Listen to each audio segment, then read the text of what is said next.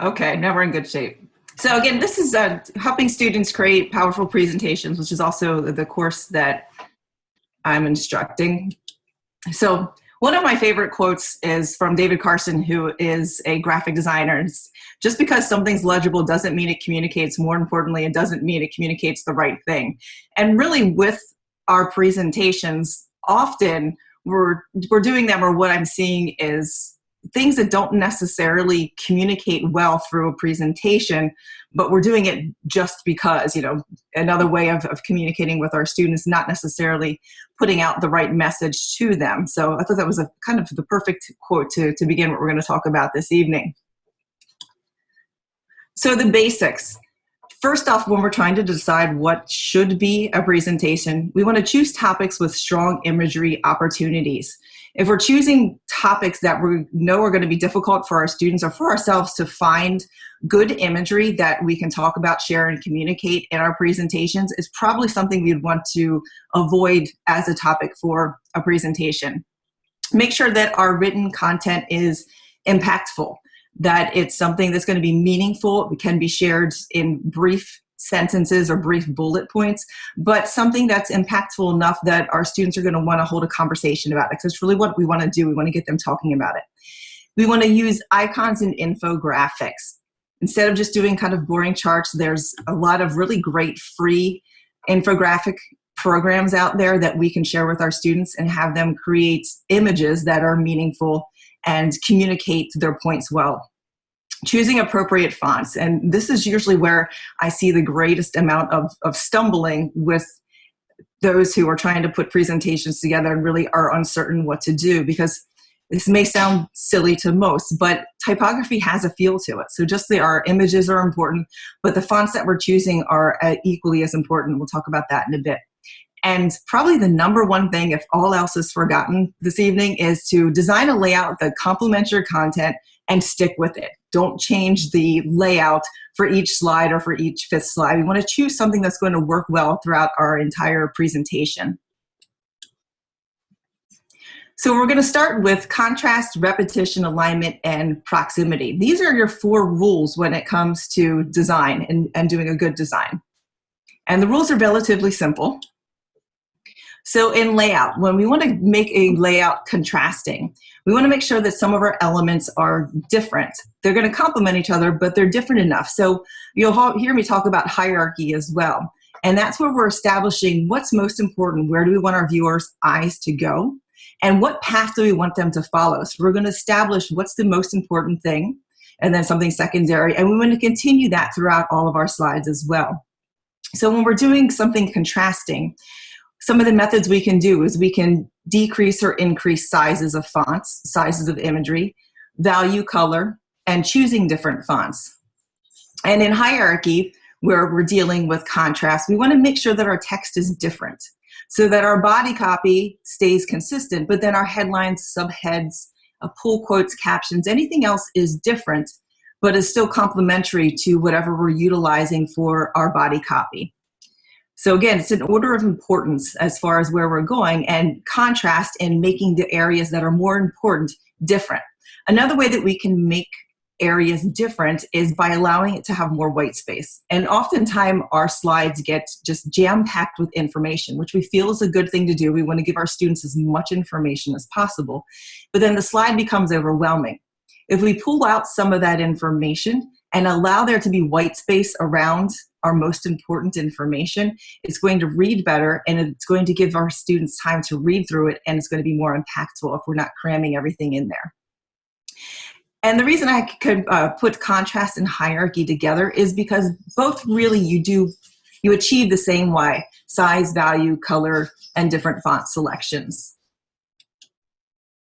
So here's an example of hierarchy when it talks in reference to typography. Choosing something that's bold, but then also adding different fonts that work well with it. And then you'll see at the bottom, I also am giving a little bit of space in between the type so that that last sentence still is impactful, and we're giving it a little bit of breathing room so it doesn't feel like we're cramming too much in our slide. The second is alignment. And oftentimes in initial presentations, I'll see one slide is aligned left, the next is centered. You know, we'll put an image someplace so we feel like our alignment should shift because of imagery that we're adding. And that's not the case. With that, we also want to make sure that we're keeping our alignment the same all the way through. And this isn't just alignment of text, although usually that's where I see most of the errors made.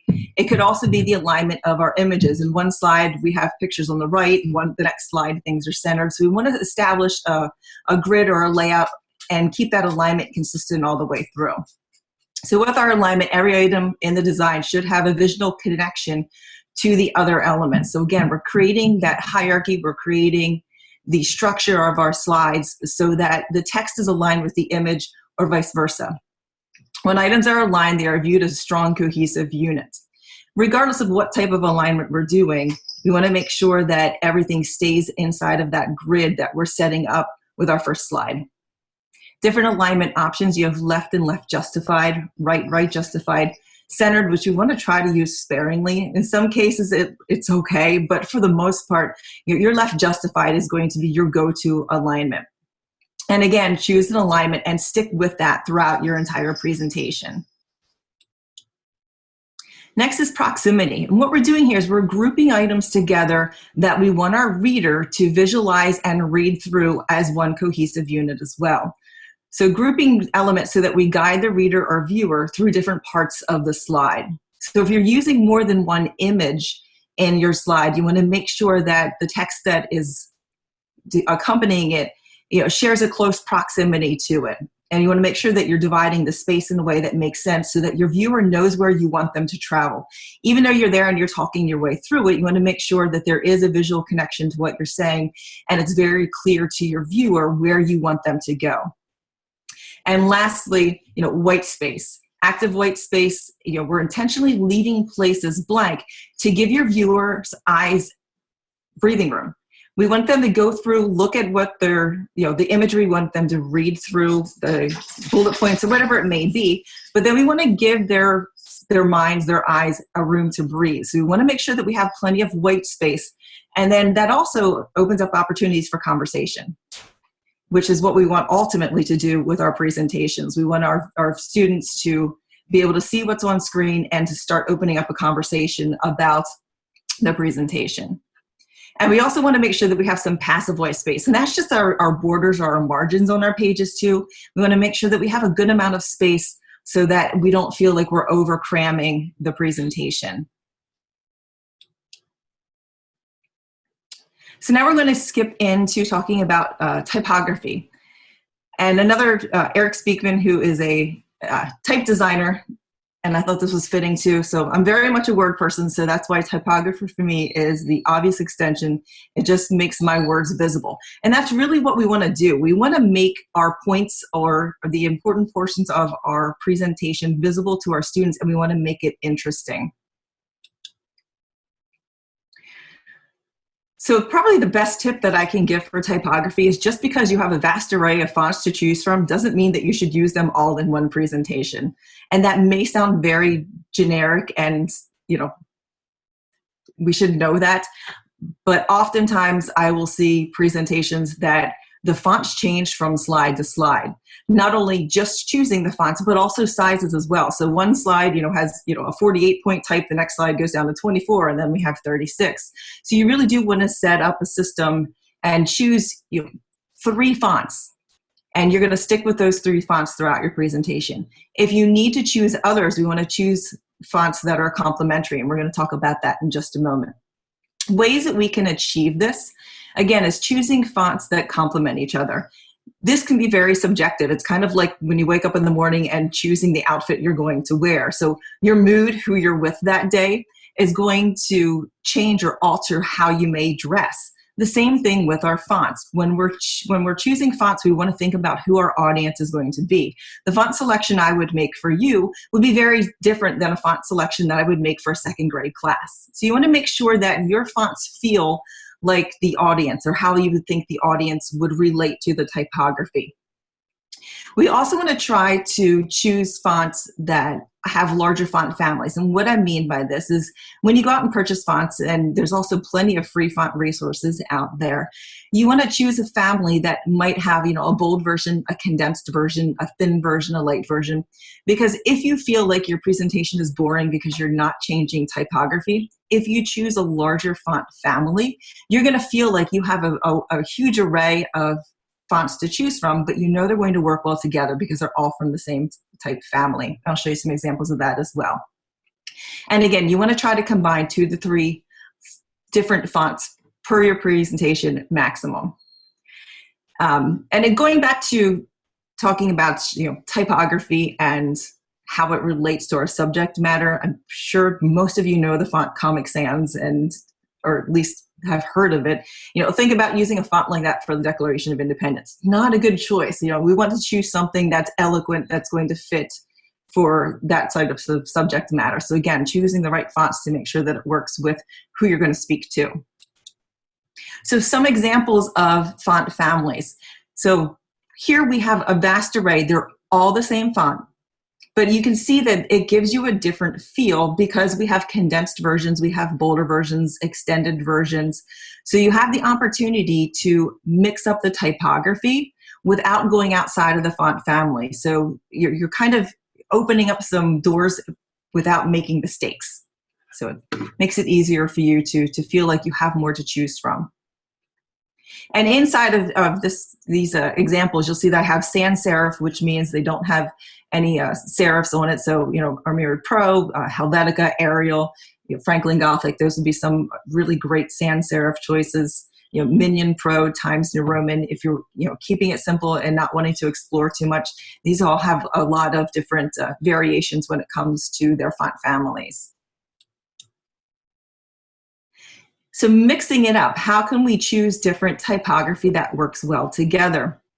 When we're combining them, again, like I mentioned earlier, it's kind of like choosing your clothes. Some of us are more adventurous and will mix a plaid with some stripes. Some of us just really want to be basic and we want to stick with the sans serif font, but then maybe add a complementary script font or a headline font, something that's a little bit more bold. So when we're making our choices, if you stay on the safe side, going with a sans serif body copy, like I'm showing here, but then maybe adding a script font to that. And if you really want to be bold and add another headline, we probably don't want to pick something like the example down on the bottom right to go along with the script. It has a very different feel.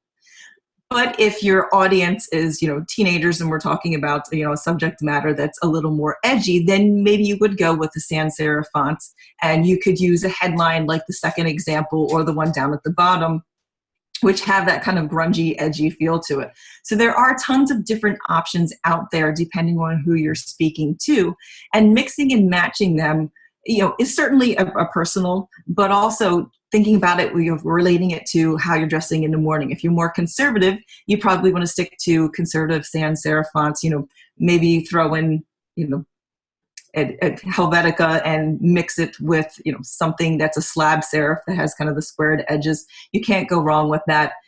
Again, you can certainly add a script to that as well, but I would keep it something that's really simple and complementary. If we're talking to teenagers, high school students and we have a subject matter that, is a little bit more edgy, then you could certainly have a little bit more fun with your fonts.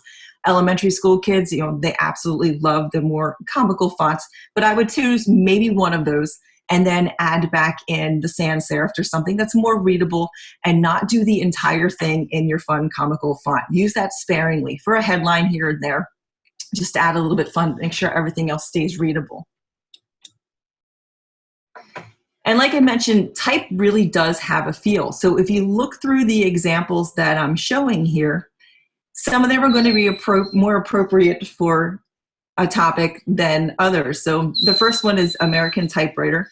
It's a very standard font, and we're really not going to offend anybody by that choice of typography. If you can hear my dog whining, I'm sorry. And then to the right of that, we have a font that is a slab serif, but is a little bit more in the grunge type category, but it's not over the top, but it certainly has a different feel or a different take than the one beneath it that is a little bit more of a hand-typed font. So each one of these has a different feel. So again, relating that feel to your audience. If we're doing something and it needs to be, more elegant, then we may want to go with, something like the one that's on the bottom left mixed with a sans serif type font. If we're doing something more decorative, maybe the one in the bottom right, the second one that's, a little bit more fancy, scripty. So choosing a font that has the feel that will relate to your presentation. And again, that's also subjective sometimes, but I think the more you look at fonts and the more you look at different presentations that are done well, you'll be able to make really great font choices. There's also tons of websites out there that will help you make good typography choices as well. And I have some links to some of those for you towards the end of the presentation. One of the ones that Sue and I were chatting about is trying to get people to break the old habit of 2 spaces after any type of punctuation. So, with the typewriter going away and everything in digital publishing, that this needs to go away as well. So, breaking the old habit. Most of our students don't do it, but with some of our teachers certainly still do stick to that. Widows and orphans. When we're putting together large bodies of type, we don't want our viewer to have to read through one word that's left at the bottom of a paragraph or the bottom of a column, or we don't want to start a new column or a new set of bullets with just one word that we've forgotten from a bulleted list that ended. So going through and making sure that, again, when we're reading through it, we're ending all of our points or all of, if it happens to be something that's in paragraph form that we're putting in a presentation sparingly, I hope. We want to make sure that all of our columns end with a full sentence and we're not leaving bits of them behind. And this is good too, just as we're putting papers together and everything else. Next topic we're going to explore is color. So after we've made good font choices and we've followed our rules of alignment and setting up a nice structure, we want to choose color. And color is certainly very subjective. There's a lot of different information out there when it comes to choosing colors and, colors as far as our senses, colors as far as what it means to different, different groups of people. But really a lot of times it comes down to, what we feel is a good choice for our particular presentation. Color doesn't just add a pleasant quality. It really reinforces what we're doing. So if we want to be bold, we want to pick bold colors. If we want to be really subtle, we want to pick colors that are subtle and that are a little bit lighter. So when it comes to choosing color schemes, a lot of people tend to be a little scared as to where to start or good ways to choose color. A really great way to start color is to look through your imagery. If you've already chosen imagery for your presentation, if you find that there's an overwhelming theme as far as, if everything's really cool, then we probably want to start to choose some cool colors to complement it, maybe some cool blues or greens. If you really don't see a pattern, then you could go out and choose a color to base everything off of. And some of the different color schemes is we can do something that's monochromatic, meaning that we have a base color and then we're going to base all of our additional colors off of that one. You can't go wrong with doing that. You really can't. You can't create a bad color scheme by doing this. The second way is that we can use the color wheel and we can choose a color to base our main color, our base color. And then we're going to go to colors that are every third in our color wheel and then choose a combination from that. And again, that one's kind of hard to break as well. And then we can also use complementary color schemes. So here we're going again back to the color wheel and we're choosing opposing colors that are going to complement each other. Now you're probably wondering, where did I get all of these different color combinations to start with? And Adobe has a really great color site. So if you are absolutely have no idea where to start, you could go to Adobe's website and you could search for any topic, so flowers, and it's going to pull in color schemes for you. And then you can go in and adjust that based on, if you want to take it and make it complementary or do one of the other color schemes that I showed you. But it's free. and it gives you a wonderful opportunity to search themes that are already there, or you can create your own. So you can choose a base color, and then it's just a tiny little slider that you move around in a color wheel, and it'll set up a color combination for you. And then the color schemes that I just talked about are all options inside of that freeware that will help you create your color scheme. And again, depending on your topic, it may be something that you can base off your imagery. And if you don't have a strong sense of color from your images, I would highly suggest going to this website and starting with a base color, add some of that into your presentation, put some of your photographs into it, and see if it fits, if it feels right. And if not, come back and try a different color scheme. And it gives you really nice large swatches to work through as well. So you'll have a really great visual before you go back to your presentation to work from. Choosing images. One of my favorite quotes from Ansel Adams: when words become unclear, I shall focus with photographs, and images become inadequate, I shall be content with silence. So choosing the right imagery obviously is huge, because when we're doing presentation, we don't want to cover our entire slide with 80 bullets that we're just going to sit there and read through one by one by one. We want to make sure, like I mentioned in the beginning, that we're choosing subject matter that is impact. We have a good amount of imagery to support that, because we want to be able to put one slide up, or every third slide, just a really great impactful image that we can then start a conversation with our students about, so that we're not just merely standing up there, or our students aren't standing in front of the class and just reading bullet point for bullet point for bullet point. So again, making sure that we have impactful imagery for our students to read through and to be able to go back and reflect upon and have conversations about. Also, most of us, have that visual learner side, and our students are going to remember the images that you put into their presentation. They may not remember all 80 bullet points, but they're certainly going to remember the photograph of the girl standing in front of the blackboard with her hands on her face looking really cute. It doesn't have to be a photograph. There's tons of really great free vector artwork out there as well that you can integrate into it. And don't be afraid to mix and match your photos along with some line art imagery, or a cartoon every now and then is absolutely fine as well. But mix and match those. As long as you're keeping the structure of your presentation the same, the imagery can absolutely change and be different. Again, when you're adding imagery, you want to try to keep it semi-sequential, so maybe every third slide you have an image and you're talking about that imagery in the bullet points in the other two slides. Or if it's not a bullet point, maybe it is just a quote, or just something for you to be able to reflect, to get everyone talking. So evaluating what's a good presentation and what's not a good presentation. And going through, I pulled some examples that I found on the web that, some are good, some are bad, some are just plain old ugly. The first example of the template that's on the left is what I was speaking about earlier, that we don't want to do a presentation that becomes just nothing more than a large amount of bullet points that we're going to stand in front of the class and read through.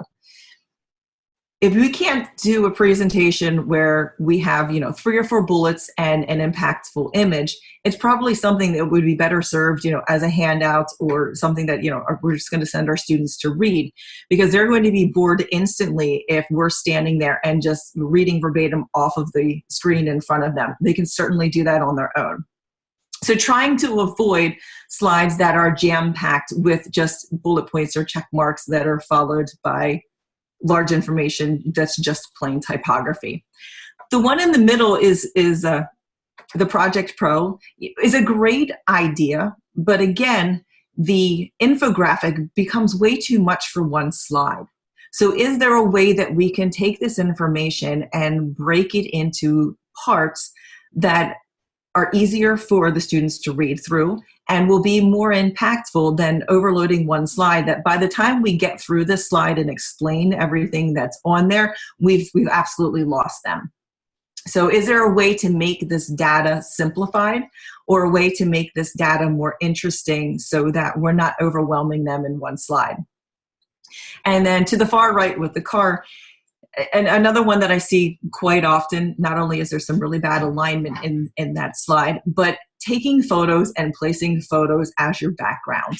If there's probably two main things that I want to try to make sure that, you know, everybody's avoiding doing is, you know, using imagery as background, using different imagery as background, and making poor font choices. This one kind of has all of that ingrained in it because there's so much texture in the background of the car that the type becomes relatively impossible to read, and certainly is not at all impactful. So we've lost the, you know, potential impact that that image may have, and nobody wants to sit there and read through the type that's placed over top of it, the poor alignment, and then we have the poor little widow that's hanging down there with the word people. So that one's just chock full of bad design. So on the bottom, I showed some ways that we could take some of the things that they've done poorly and put them into a slide that not only looks better and more cohesive, but is going to be a little bit more impactful.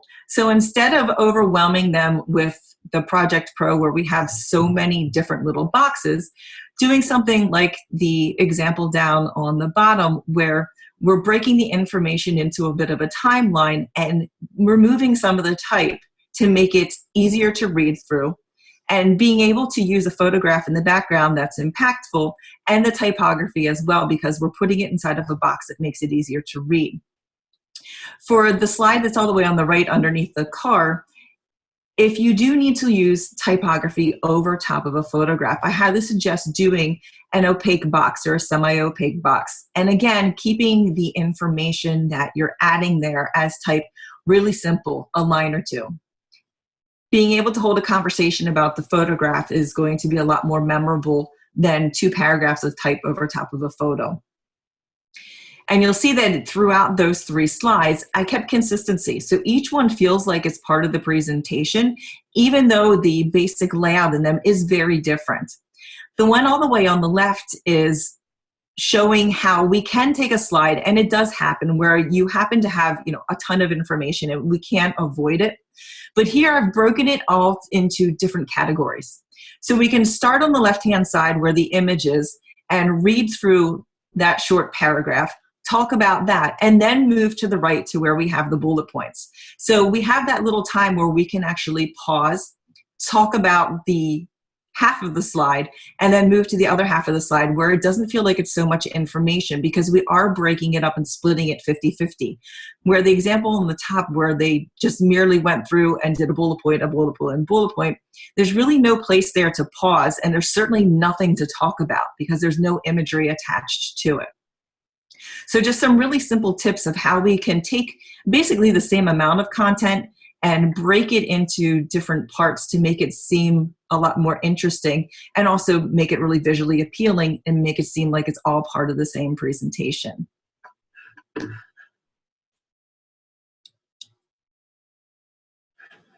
Now, I talked about a lot of different things when it comes to choosing colors, choosing fonts.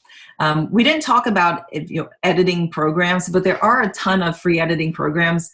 You know, I'm fortunate because I have, you know, all the great industry stuff at my fingertips, but a lot of you may not have the ability to utilize any of the Adobe programs or the paid programs.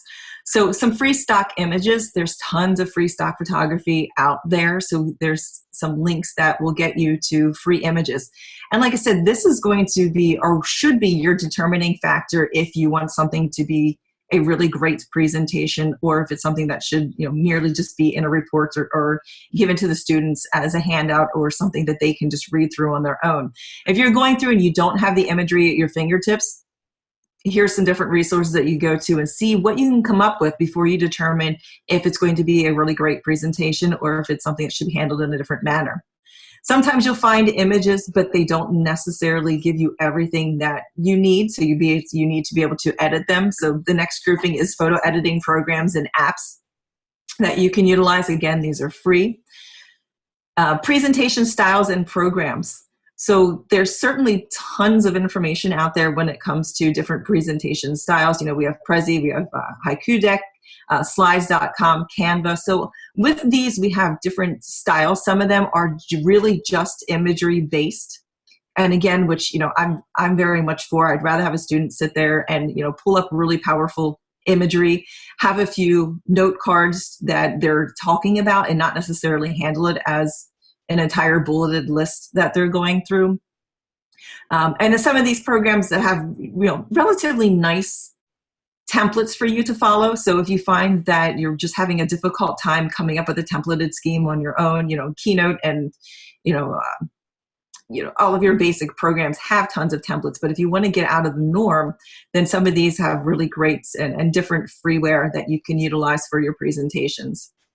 If you find that you want to explore typography, Font Squirrel has free, most of their fonts are free, some of them are just a few dollars.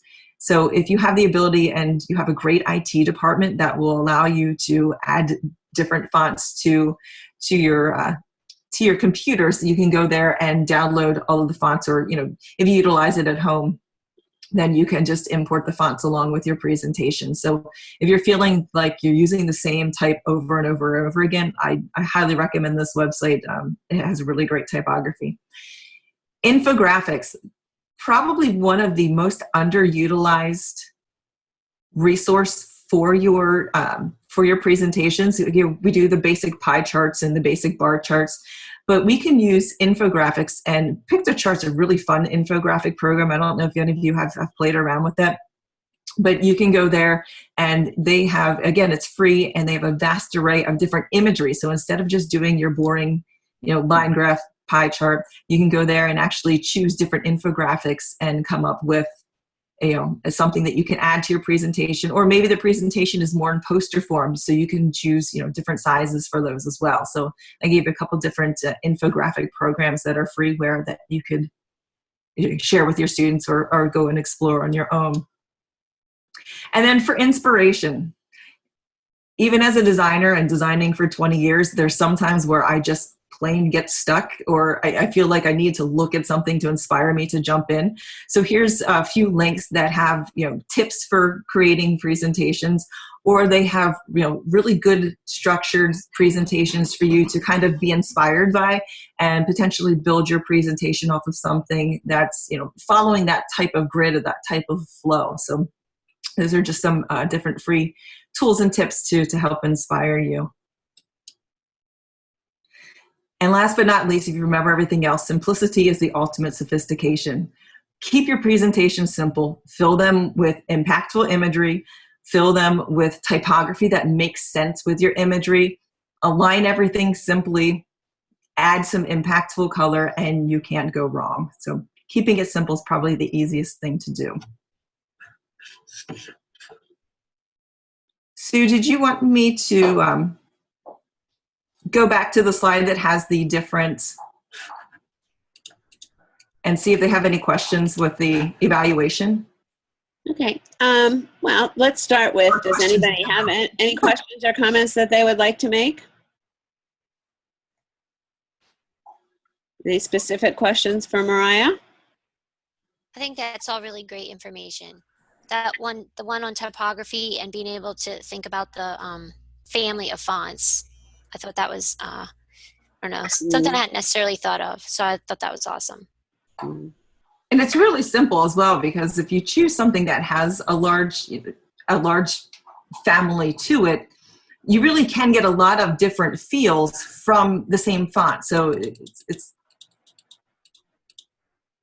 being able to see, you know, all of this different typography and know that it's going to work well together to create emphasis. So, you know, you could use the condensed bold version for your headlines and then mix and match everything else all the way through and know that it's going to work well, but also give you the opportunity to continue to add maybe 2 more fonts to that. So in essence, you kind of have the feeling that you might have 6 fonts, but you're really still using just those 3. So it gives you the opportunity to kind of mix it up a little bit more.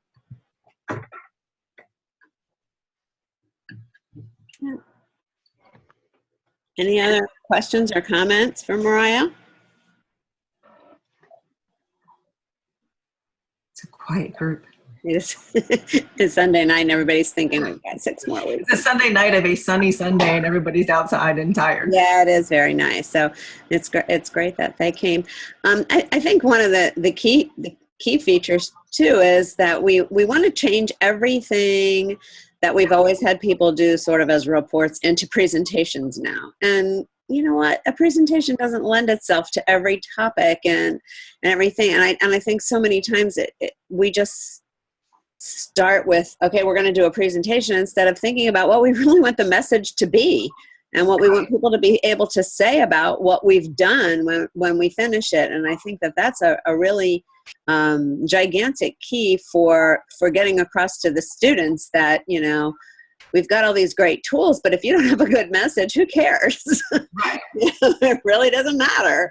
And so they really need to know what they're trying to, the points that they're trying to make. It's like a salesperson going into a sales presentation and not knowing enough about what they're trying to sell and the messages that they want to get across. And then, you know, it should be easier if they know what that message is. It should be easier to make some of these choices, I would think.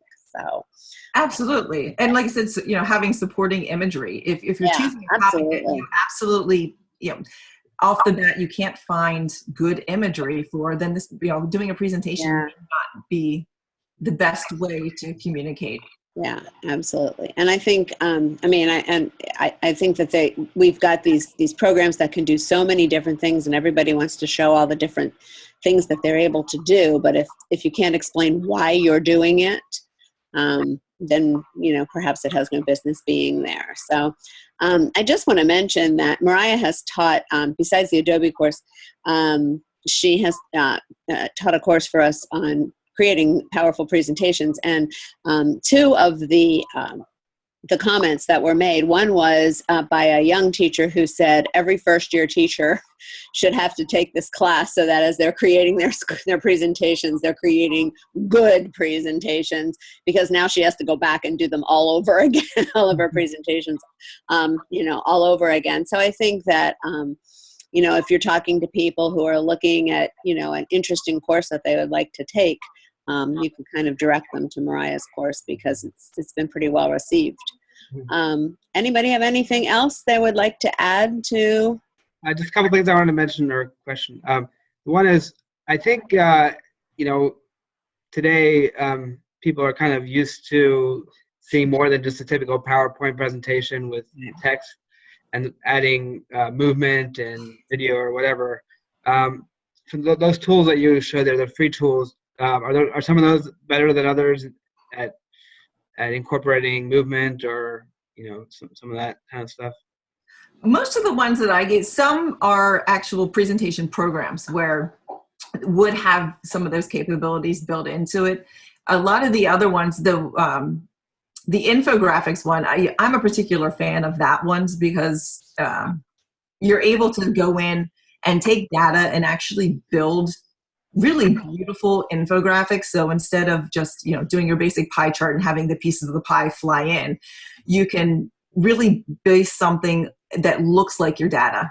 So instead of just using, you know, the basic lines and pies, you can take imagery and build something that looks like the rest of your presentation. Mm-hmm. So a lot of these really aren't different tools for adding video or adding anything like that. It's just ways to edit photos, you know, a lot of free photo sites. So places for students and teachers to go to find imagery to support their presentations. And then, you know, like I said, some of them are the actual presentation programs themselves where they could actually build the presentation in that if they wanted to get away from PowerPoint to do something different. So there's a little bit of everything in the link. Okay, great. The other point I'm going to make, this is great. I mean, it's really, really nice. You know, and the focus here obviously is on how to visualize it and how to make it look right and, you know, how to complement what you're trying to say. You know, I think another point that people should always be focused on as well is, you know, what are you saying and what is the story that you're telling. And so I think some people go to the extreme of just, you know, just focusing on some kind of cool graphics and so on. but they don't actually have a coherent message that they're communicating and communicating it in a succinct way or whatever it is. And so I think that's another piece that people need to think about when they're putting together presentations. Yeah, absolutely. Getting away from just the bullet point and bullet point and bullet point and be able to just sit there and freely talk about their topic is huge. And I think a lot of that is again, using the imagery and not just applying bullet points to something. Because if you have an impactful image there that you can just speak freely about, people are going to remember that story. They're not going to necessarily remember the 25 bullet points that, you know, could potentially have been in the presentation instead of that image. And you know, again, just being able to speak freely about the topic and being connected to it. Yeah, I think when you're dealing with kids too, it's probably not a bad idea to make that one of the focuses of their presentation, that they must have, you know, X number of images in there that pertain and be able to explain why they chose those images. And I know we used to always talk about the 6x6 rule. There should never be more than, you know, 6 lines on a slide and six words in each line. And you know, it kind of helps the kids keep that number down a little bit if you tell them that's what you're going to be looking for. So I think that's kind of important too, to just give them some guidelines. Right. A lot of this could be a little overwhelming to them, but if you were very specific in what you would say to them about what, you know, what you're going to be looking for in every presentation, and it has to have meaning, I think that would be, would help them a little bit too. Keep them a little Especially for the younger students. Yeah, yeah. Being able to show an image, and, you know, kids can so freely talk about an image that they can connect to or relate to, where I don't think they'd be nearly as nervous, at least I've seen them, where they're not nearly as nervous to talk about the picture that's on the screen, rather than feel like they're standing there and trying to read something off of the board. I seem to feel like that sense of, you know, being afraid to present, you know, is a little bit less when they're able to just talk about the picture. And I think that forces them to just talk about it. If they have a lot of text on the slide, you find them reading the text off the slide. So if they're not allowed to put it there, then, you know, then that almost forces them to know what they're talking about a little bit more, hopefully. Anyway, we'll see. So, okay. Does anybody have any other comments or questions they'd like to have for Mariah? We're very lucky to have her on our team, and so I'm sure she would be very open if you ever wanted to run anything by her or something that you're going to be trying to do with any of the groups that you work with. But like I said, she has that course, and you know, if you've got people who are looking for something like this, that would be you know, something to recommend to them. So. And just to clarify, she has 3 courses. She Sure. has 2 on Adobe, and is that correct, Mariah? One is more elementary focused, and one is more secondary focused, right? Correct. It relates directly to what Adobe's offering to the elementary schools and then to the secondary schools. So it relates directly to the programs that they offer. So. And am I correct in this, that the state has a contract with them now, or am I not correct on that? No, that is correct. It's very reasonable, very reasonable from what I understand. I mean, and I think you can get it through IU13. Correct, yes. So again, if anybody, with Adobe, if anybody's looking, you know, for that, or has some, want to check some pricing on that, I know Karen Oberly over there can help them out with that, and then Mariah can train you. Absolutely. Or if you have any questions, or if you have a presentation that you're unsure of, I absolutely love giving feedback. So please feel free to email it to me, and I'll gladly take a look at it and give you any suggestions. I'm happy to do that. Mm-hmm. Michelle was asking which Adobe. I think it's Adobe Creative Cloud. Correct. Correct. Okay. Well, thank you all for coming tonight. Tony, do you have anything you'd like to add before we? Yeah, no, thanks a lot. This was great. This was the 4th of our spring series, our last one, and I think you know, if you were on any of the other ones, you'll agree that there's been a lot of great content that was shared. Absolutely. Yeah. And I did put the link to our YouTube channel earlier in the chat room, or in the chat area there. So you can check the other 3 that are already posted, and we'll get Mariah's up there sometime tomorrow, probably. So.